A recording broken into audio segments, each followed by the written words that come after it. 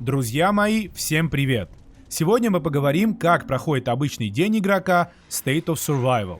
На моем канале есть много роликов о различных событиях, о тактиках и героях.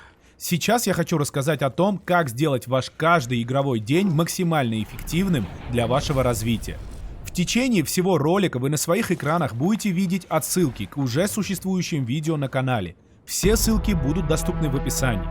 Допустим, начинается обычный день, без каких-либо сезонных событий по типу карнавалов. Но сейчас доступно аметистовое происшествие и совместные учения. План минимум таков. Нам необходимо выполнить минимальные цели по заданиям в этих событиях, собрать 7 ящиков ежедневных наград и почистить 3 раза радар. Прежде чем начать, я хочу посоветовать вам открыть внутриигровые стримы.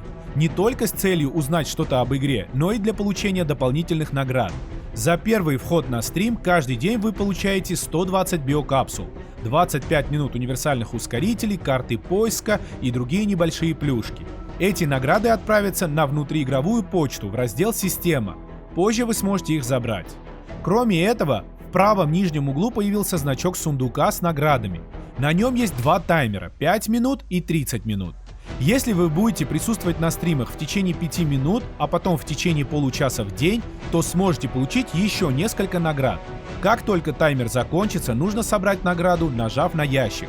Каждый день можно получить 456 биокапсул, 6 синих и 3 фиолетовые карты поиска, 95 минут универсальных ускорителей и по 4 синих фиолетовых универсальных фрагментов героя. Чтобы продолжить выполнять игровые задания и быть на стриме, можно свернуть стрим. Эти кнопки расположены в правом верхнем углу интерфейса окна. Итак, продолжим играть. Выполняем первый бесплатный поиск в базе героев и собираем сообщения из последней надежды над разведпостом. Отмечу, что количество доступных бесплатных поисков в день зависит от уровня базы героев. Затем можно заглянуть на доску объявлений, чтобы проверить, какие события вас ждут сегодня. Конечно, после 2 лет игры расписание по неделям и дням крепко сидит в моей голове. Но в первые месяцы игры лучше перепроверять, чтобы не пропустить ничего важного. В этом ролике учитываем, что сейчас идет событие с ангаром. Следовательно, следующее действие в игре – зайти в совместные учения и потратить 1 пропуск и пас на повторное прохождение уровня, чтобы получить части для улучшения штурмовика.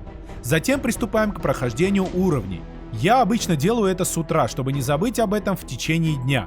Многие игроки проходят по 3 уровня в день и ждут следующий день, чтобы получить снижение сложности уровня. Напомню, что ангар и связанный с ним игровой процесс становится доступен на 50-й неделе развития штата. Еще больше информации об этом событии и о талантах штурмовика вы можете узнать в роликах на канале. Почему я не приступил к зачистке радара, а пошел в ангар? Потому что при прохождении совместных учений все войска автоматически созываются домой. И мне проще сначала пройти несколько уровней, застрять на определенном, а уже потом перейти к радару. Советов по зачистке радара я вам не дам. Единственное, если в вашем штате уже доступны плазменные уровни зданий и у вас уже построен 30 уровень штаба, то не пропускайте задания разведки, потому что плазма крайне важный ресурс для вашего развития. Хочу отметить, что радар обновляется 3 раза в день, и каждый элемент радара доступен в течение 16 часов. Собирать войска с радара или нет – только ваше решение. Многие собирают Т-6 и потом переобучают их или просто копят, потому что это условно-бесплатные войска, которые дают небольшой прирост в боевой силе. То же самое касается тропы на радаре. Я прохожу только золотые миссии, в которых выпадают фрагменты легендарных героев и фиолетовые. Зачем нужны золотые, и так ясно, а вот фиолетовые фрагменты героев пригодятся для центра переработки, которые разработчики регулярно открывают.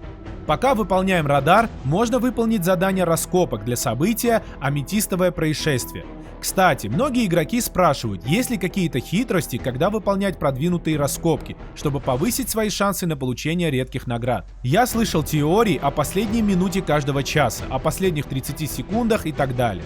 Якобы, если отправить Фрэнка за продвинутой раскопкой в 10 часов 59 минут 35 секунд, то вы получите более ценные награды. Честно говоря, мне этот способ не помог, но возможно именно вам улыбнется удача, попробуйте. Если вы каждый день делаете рейды на нечестивых зараженных, чтобы получить фиолетовые универсальные фрагменты героев, то самое время создать их. Для ежедневных целей необходимо 3 рейда в день. Также сейчас можно помочь своим союзникам и ускорить их войска. Теперь вернемся в наше поселение.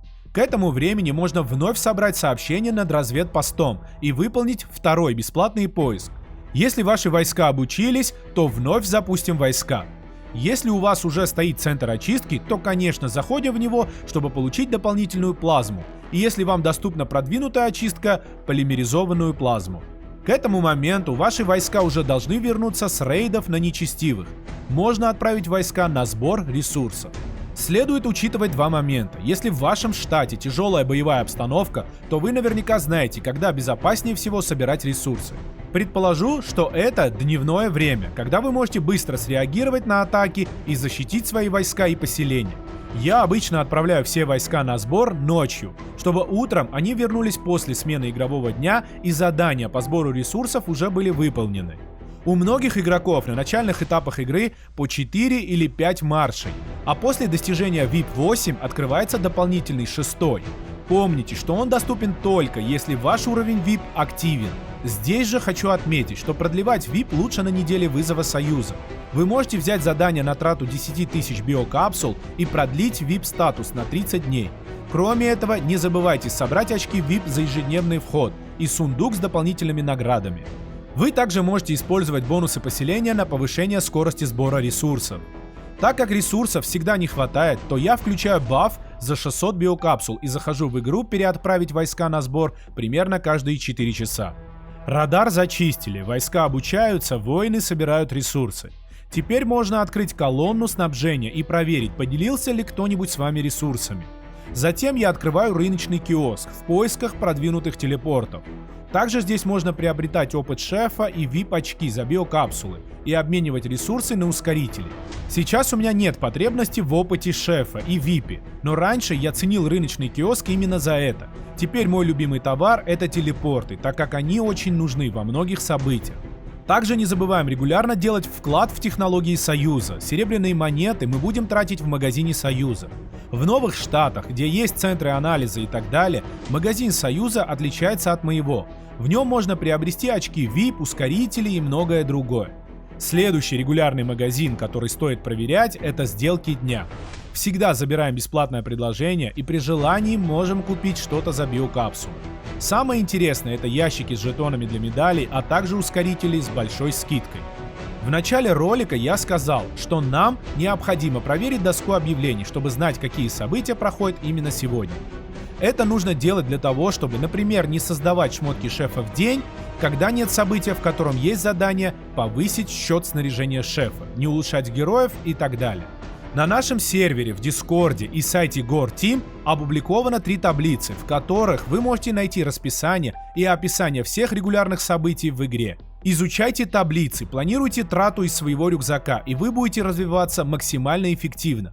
Во многих событиях можно просто достигать целей по очкам, чтобы получать награду биокапсулы.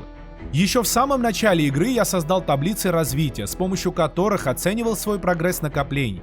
В них вы, например, посчитаете, сколько ускорителей вы накопили за определенный промежуток времени, оцените свой прогресс и подготовитесь к различным событиям. Днем и вечером я также выполню радар, вновь поставлю обучение войск.